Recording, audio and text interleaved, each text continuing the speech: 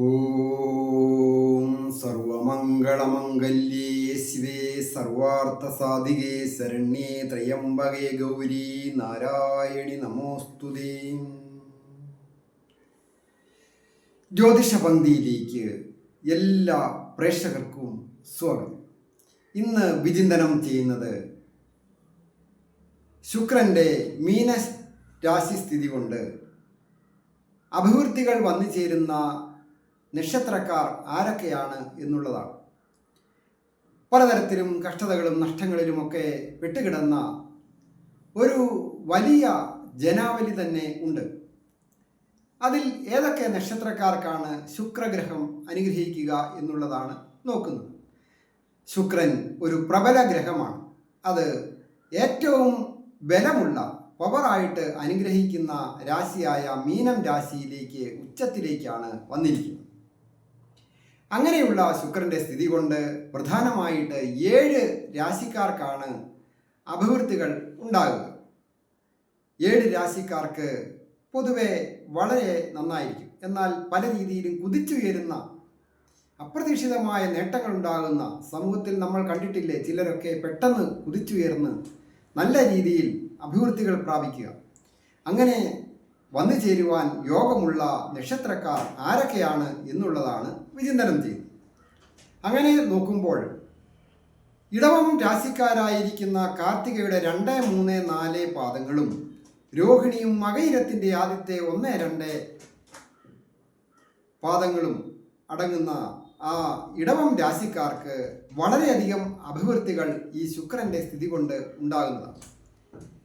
അതായത് ഞാൻ ഇന്ന് പറയുന്ന കാര്യങ്ങൾ, അഭിവൃദ്ധികളെല്ലാം ഒന്നല്ലെങ്കിൽ ഒന്ന് എല്ലാ നക്ഷത്രക്കാർക്കും, അതായത് ഇന്ന് പറയുന്ന നക്ഷത്രക്കാർക്ക് എല്ലാവർക്കും വന്നു ചേരുവാൻ യോഗവും ഭാഗ്യവും ദൈവാനുഗ്രഹവും ശുക്രൻ്റെ അനുഗ്രഹവും ഉള്ള നക്ഷത്രങ്ങളാണ്.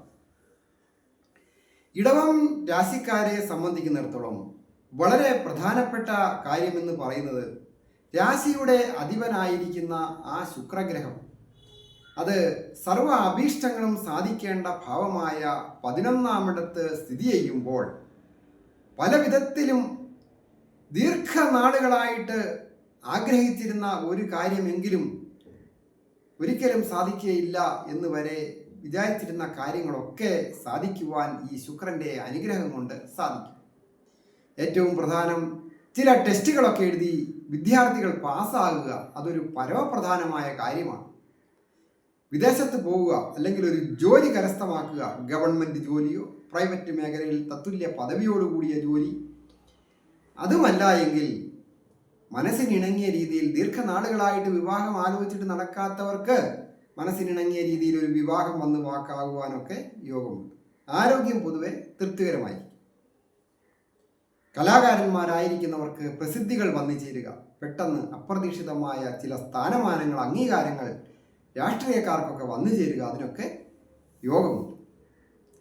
മറ്റൊരു രാശിക്കാരാണ് കർക്കിടകം രാശിക്കാർ. കർക്കിടകം രാശിക്കാരും വളരെയധികം ദുഃഖത്തിലും ദുരിതത്തിലുമൊക്കെ പെട്ടുകിടന്ന ഒരു നക്ഷത്രക്കാരാണ്.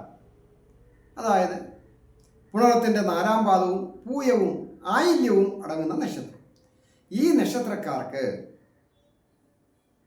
4ാം ഭാവാധിപത്യം കൊണ്ട് സുഖസ്ഥാനാധിപത്യവും 11ാം ഭാവാധിപത്യം കൊണ്ട് സർവ്വ അഭീഷ്ടങ്ങളും സാധിക്കേണ്ട ഭാവത്തിൻ്റെ അധിപനായിരിക്കുന്ന ആ ശുക്രനാണ് 9ാം ഭാവം, ഏറ്റവും വലിയ ഭാഗ്യഭാവത്തിൽ സ്ഥിതി ചെയ്യും. അത് ഉച്ചം ചെയ്യുകയാണ്. അപ്പോൾ അത് വളരെയധികം സ്വബുദ്ധി ഉപയോഗിച്ച്, വിവേകബുദ്ധി ഉപയോഗിച്ച് ഒരു കാര്യവും ഇനി ചെയ്യാനില്ല എന്ന് വിചാരിച്ചിരിക്കുന്ന സന്ദർഭത്തിൽ ഒരു പുതിയ ബുദ്ധി ഉദിക്കുകയും ഉണർന്ന് പ്രവർത്തിക്കുന്നതിനും വിജയിക്കുവാനുമൊക്കെ യോഗമുണ്ട്. ആരോഗ്യപരമായിട്ടും വളരെ നല്ല കാര്യം. വിജയങ്ങൾ വന്നു ചേരും. അതുപോലെ തന്നെ ദമ്പതികളായിട്ടുള്ളവർക്കും ഐശ്വര്യപൂർണമായ കുടുംബജീവിതം നയിക്കുവാനായിട്ട് സാധിക്കും. ഉല്ലാസയാത്ര പോകുന്നതിനോ പുണ്യസ്ഥലങ്ങൾ സന്ദർശിക്കുന്നതിനും ഒക്കെ യോഗമുണ്ട്. വാഹനം വന്നു ചേരുവാൻ യോഗമുണ്ട്.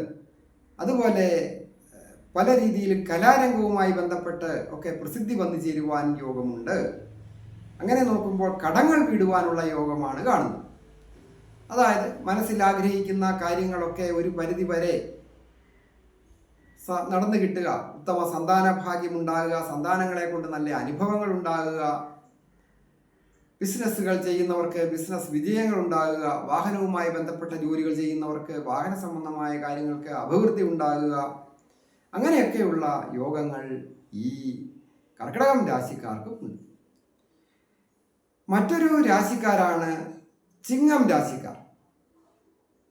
ചിങ്ങം രാശിക്കാര് മകം, പൂരം, ഉത്രത്തിൻ്റെ ആദ്യത്തെ 1-2 ഉത്രത്തിൻ്റെ ആദ്യത്തെ ഒന്നാം പാദം അടങ്ങുന്നതാണ്.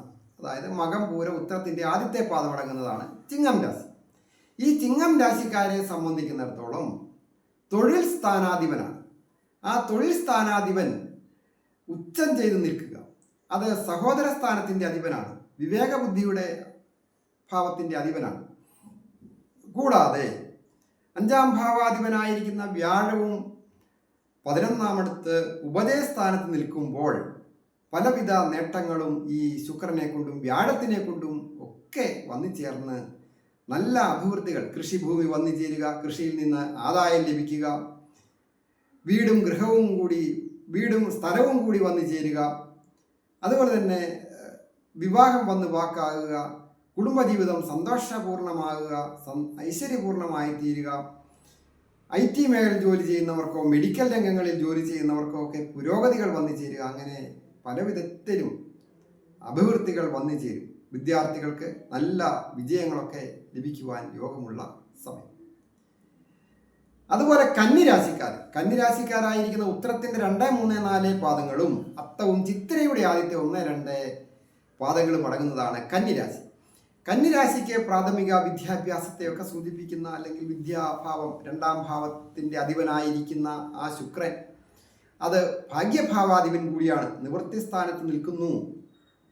കാര്യങ്ങൾക്കൊക്കെ ഒരു നിവൃത്തി ഉണ്ടാകും. പല വിധത്തിലുള്ള മനക്ലേശങ്ങളൊക്കെ ഉള്ളവർക്ക് ആ ക്ലേശങ്ങളൊക്കെ മാറി സന്തോഷകരമായ കുടുംബജീവിതം നയിക്കുവാൻ, പൊതുവെ ആരോഗ്യം മെച്ചപ്പെടുക, നല്ല സുഹൃത്തുക്കളെ കിട്ടുക, കുടുംബത്തിൽ നിന്ന് അംഗീകാരങ്ങൾ കിട്ടുക, സഹായങ്ങൾ കിട്ടുക, സഹോദര സ്ഥാനീയരെ സഹായിക്കുക, ബന്ധുക്കളുടെ സഹായങ്ങൾ ലഭിക്കുക, അതുപോലെ തന്നെ മനസ്സിനിണങ്ങിയ രീതിയിൽ ഒരു വിവാഹം വന്ന് വാക്കാകുക, അതിനൊക്കെ യോഗമുണ്ട്. ഗൃഹം പുതുക്കിപ്പണിയുന്നതിനോ തൊഴിൽ പുരോഗതി വന്നു ചേരുക, ദീർഘനാളുകളായിട്ട് ഒരു ജോലിക്കായിട്ട് ശ്രമിച്ചിട്ട് യാതൊരു വിധത്തിലും നടക്കാത്തവർക്ക് വിഷമിക്കത്തക്ക രീതിയിലുള്ള കാര്യങ്ങളൊന്നുമില്ല, മനസ്സിനിണങ്ങിയ രീതിയിൽ നല്ല ഉയർന്ന സാമ്പത്തിക ശേഷി വന്നു ചേരത്തക്ക രീതിയിൽ ഒരു ജോലി വന്നു ചേരുവാനൊക്കെ യോഗമുണ്ട് ഈ കന്നിരാശിക്കാർ. മറ്റൊരു പ്രധാനപ്പെട്ട രാശിയാണ് വൃശ്ചികം രാശി. വൃശ്ചികം രാശിക്കാരായിരിക്കുന്ന വിശാഖത്തിൻ്റെ 4-ാം പാദവും അനിഴവും കേട്ടയും അടങ്ങുന്ന നക്ഷത്രം. ഇവരെ വളരെയധികം ദുഃഖ ദുരിതങ്ങളിലൊക്കെ പെട്ടുകിടന്നവരാണ്.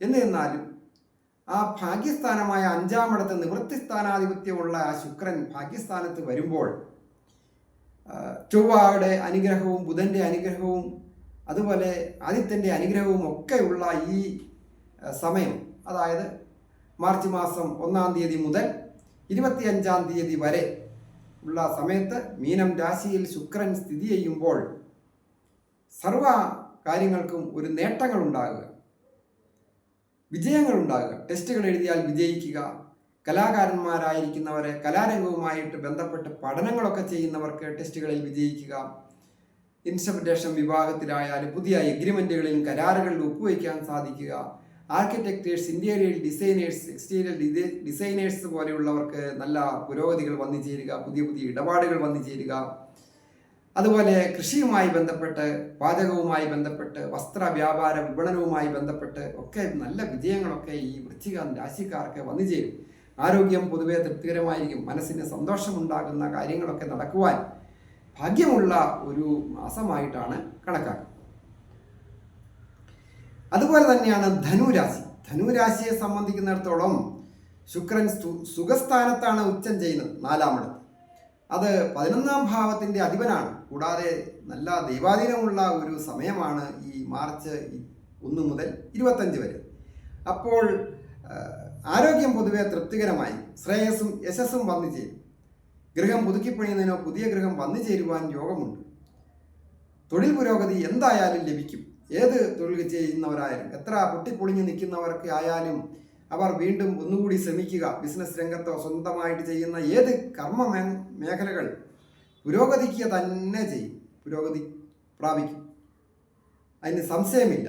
അത് കലയുമായി ബന്ധപ്പെട്ടായാലും വാഹനവുമായി ബന്ധപ്പെട്ടായാലും കൃഷിയുമായി ബന്ധപ്പെട്ടോ IT മേഖലയിലുമായി ബന്ധപ്പെട്ടോ മെഡിക്കൽ രംഗവുമായി ബന്ധപ്പെട്ടോ മറ്റ് ഏത് രംഗത്തും ഒക്കെ വിജയങ്ങൾ വന്നു ചേരുവാൻ ഈ ധനുരാശിക്കാർക്ക് യോഗം. വിദ്യാർത്ഥികൾക്ക് വിദ്യാവിജയങ്ങൾ വന്നു ചേരുക, ദമ്പതികളായിട്ടുള്ളവർക്ക് ഐശ്വര്യപൂർണമായ കുടുംബജീവിതം നയിക്കുവാൻ സാധിക്കുക, സന്താനങ്ങളെ കൊണ്ട് ഒരു അഭിവൃദ്ധി ഉണ്ടാകുക, അതൊക്കെ ധനുരാശിക്കാർക്ക് ഭാഗ്യമുണ്ട്. അതുപോലെ തന്നെ കുംഭം രാശിയെ സംബന്ധിക്കുന്നിടത്തോളം രാജയോഗകാരകനാണ് ശുക്രൻ. ആ ശുക്രൻ അവിടെ ഉച്ചം ചെയ്ത് മീനം രാശിയിൽ നിൽക്കുന്നു മാർച്ച് 1 മുതൽ 25 വരെ. അപ്പോൾ സുഖസ്ഥാനത്തിൻ്റെ ആധിപത്യമുള്ള 9ാം ഭാവാധിപൻ കൂടിയായിരിക്കുന്ന രാജയോഗകാരകനായ ശുക്രൻ ധനസ്ഥാനമായ 2ാമിടത്ത് ഉച്ചം ചെയ്ത് നിൽക്കുമ്പോൾ ആരോഗ്യം പൊതുവെ തൃപ്തികരമായിരിക്കും. ബുധനും അതുപോലെ തന്നെ ചൊവ്വായും ആദിത്യനും ഒക്കെ അനുഗ്രഹിച്ച് നിൽക്കുന്ന ഈ സന്ദർഭത്തിൽ ആരോഗ്യം പൊതുവെ തൃപ്തികരമായിരിക്കും. ശ്രേയസ്സും യശസ്സും വന്നു ചേരും. അപ്രതീക്ഷിതമായ ചില ഭാഗ്യങ്ങൾ, ദൈവാനുഗ്രഹങ്ങൾ, ലോട്ടറി ഭാഗ്യങ്ങൾ കുറിച്ചിട്ടി അടിക്കുക, അല്ലെങ്കിൽ കുടുംബ അംഗങ്ങൾക്ക് അല്ലെങ്കിൽ ജീവിത പങ്കാളിയുമായി ബന്ധപ്പെട്ട കാര്യങ്ങളുമായി ബന്ധപ്പെട്ട് ഒരു സാമ്പത്തിക അഭിവൃദ്ധി കുടുംബത്തിൽ നിന്ന് കിട്ടാനുള്ള ഓഹരി കിട്ടുക, അങ്ങനെ നിരവധി കാര്യങ്ങൾ കൊണ്ട് സാമ്പത്തിക നേട്ടങ്ങൾ വന്നു ചേരും. അപ്രതീക്ഷിതമായ ഒരു ലോട്ടറി അടിച്ചാലും മതിയല്ലോ, ഫസ്റ്റ് പ്രൈസ് അടിച്ചാൽ നല്ല നേട്ടമായില്ലേ. അങ്ങനെയൊക്കെ ഈ നക്ഷത്രക്കാർക്ക് ഒക്കെ യോഗമുള്ള ഭാഗ്യമുള്ള ഒരു സന്ദർഭമാണ്. പരാജയപ്പെട്ട് ഇനി ഒന്നും ചെയ്യുന്നില്ല എന്ന് വിചാരിച്ചിരിക്കുന്നവരാണ് നിങ്ങളെങ്കിൽ പോലും പുതിയ ഒരു കാര്യങ്ങൾക്ക് വേണ്ടിയൊക്കെ ശ്രമിക്കുക. ദമ്പതികളായിട്ടുള്ളവർക്ക് പൊതുവെ ദേഷ്യമൊക്കെ ഒഴിവാക്കണം, അഭിപ്രായ വ്യത്യാസങ്ങൾ ഉണ്ടാകാതെ നോക്കണം. വന്നു ചേരുന്ന ധനം വേണ്ട രീതിയിൽ വിനിയോഗിക്കുവാനായിട്ട് ശ്രമിക്കണം. അതായത് എന്നും ഒരുപോലെ ധനം വന്നുകൊള്ളണമെന്നില്ല. ചില സന്ദർഭങ്ങളിലൊക്കെ ഞാൻ ഈ പറഞ്ഞ നക്ഷത്രക്കാർക്കൊക്കെ വലിയ നഷ്ടങ്ങൾ വന്നതുപോലെ തന്നെ ആയിരിക്കും നിങ്ങൾക്ക് ധനം ഈ ശുക്രൻ കൊണ്ടുത്തരുന്നത്. അങ്ങനെ ധനം കൊണ്ടുത്തരുവാൻ ഒരു പദ്ധതി എന്തെങ്കിലും ഒത്തുവരുവാൻ ഈ നക്ഷത്രക്കാർക്കൊക്കെ യോഗമുണ്ട്. ഏറ്റവും പ്രധാനമായിട്ട് ശനിപ്രീതികരമായ കാര്യങ്ങളും അതുപോലെ തന്നെ നാഗരാജാവിന് പ്രീതികരമായ കാര്യങ്ങളും ശ്രീകൃഷ്ണ ഭഗവാന്റെ അനുഗ്രഹത്തിനായിട്ടൊക്കെ പ്രാർത്ഥിക്കുക. ദേവീക്ഷേത്രത്തിലൊക്കെ ദർശനം നടത്തി ദ്രവ്യസഹിതം സമർപ്പിച്ച് പ്രാർത്ഥിക്കുക. അവരവരുടെ സ്വന്തം നാട്ടിൽ തന്നെയുള്ള ക്ഷേത്രങ്ങളിലൊക്കെ പ്രാർത്ഥിക്കുക. അഭിവൃദ്ധികളും വിജയങ്ങളും എല്ലാവർക്കും ഉണ്ടാകും. ഞാൻ ഹരികുമാർ, ദേവി ജ്യോതിഷാലയം, കാവുംപടി, മണർകാട്, കോട്ടയം. ഈ ചാനൽ പേരും നക്ഷത്രവും ചേർത്ത് കമൻറ്റ് ചെയ്യുകയും സബ്സ്ക്രൈബ് ചെയ്യുന്നവർക്കും വേണ്ടി പ്രത്യേകം പ്രാർത്ഥിക്കുന്നതാണ്. അതുപോലെ തന്നെ ജ്യോതിഷ കാര്യങ്ങൾക്ക് നേരിട്ട് വരികയോ ഫോൺ വിളിച്ച് ചോദിക്കുന്നതിനും അവസരമുണ്ടായിരുന്നതാണ്. പല കാര്യങ്ങൾ ചെയ്തിട്ടും വിജയിക്കുന്നില്ല, പരാജയപ്പെട്ടു പോകുന്നു, വിവാഹം നടക്കുന്നില്ല, അല്ലെങ്കിൽ വീട് വെക്കാൻ സാധിക്കുന്നില്ല, ഇങ്ങനെയുള്ള കാര്യങ്ങൾക്ക് തടസ്സം എന്താണ് എന്നറിയുവാൻ അവരവരുടെ തന്നെ ഗ്രഹനിലകൾ, ഡേറ്റ് ഓഫ് ബർത്തും ടൈമും വെച്ചുകൊണ്ട് വിശകലനം ചെയ്ത് നോക്കൂ. അതിന് നേരിട്ട് വരികയോ ഫോൺ വിളിച്ച് ചോദിക്കുന്നതിനുമൊക്കെ അവസരമുണ്ട്. ദോഷങ്ങൾ എന്തെങ്കിലും ഉണ്ടെങ്കിൽ അതിന് ചെറിയ ചെറിയ പരിഹാരങ്ങളൊക്കെ നിർദ്ദേശിച്ച് നല്ല വിജയത്തിൽ എത്തിച്ചേരുവാനായിട്ട് സാധിക്കും. എല്ലാവർക്കും നന്മ വരുവാനായിട്ട് പ്രാർത്ഥിക്കും.